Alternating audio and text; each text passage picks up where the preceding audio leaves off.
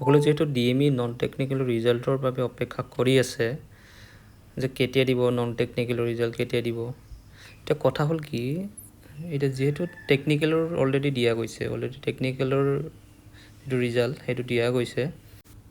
আৰু টেকনিকেলৰ skill test আৰম্ভ হৈ আছে 8 তাৰিখৰ পৰা 23 জুলাইলৈ যেটো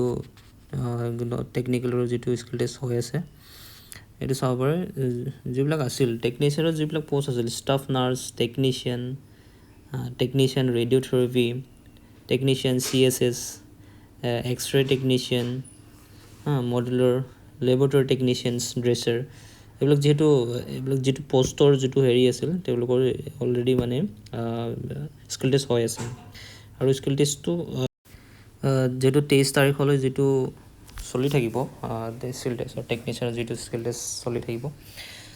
তাৰ বাবে এইকেইটা দিনত নন টেকনিকেলৰ ৰিজাল্ট দিয়াটো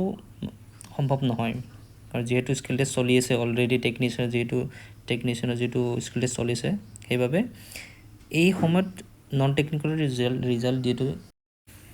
যেটো 23 তাৰিখলৈ চলিব গতিকে তাৰ পিছতে নন টেকনিকেলৰ ৰিজাল্ট দিয়াৰ এটা সম্ভাৱনা আছে আৰু যদি আমি অফিচিয়েল ৱেবছাইটত যাওঁ তেতিয়াহ'লে আমি এইটো ইয়াতে যিবিলাক নটিফিকেশ্যন আহিব যিবিলাক ইয়াতে নটিফিকেশ্যন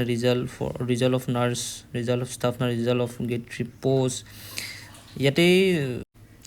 সকলোবোৰ নটিফিকেশ্যন আহিব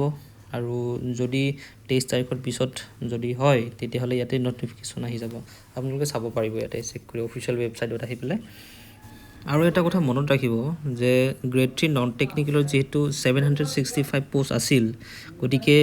যেতিয়া স্কিল টেষ্টৰ বাবে মাতিব তেতিয়া এইটো 1:4 হিচাপত হ'ব যেটা এটা পোষ্টৰ বাবে 4জনকৈ কেণ্ডিডেট থাকিব গতিকে যদি তেনেকৈ চাবলৈ যাওঁ তেতিয়াহ'লে 3065 তাৰ মানে 3065 কেণ্ডিডেটক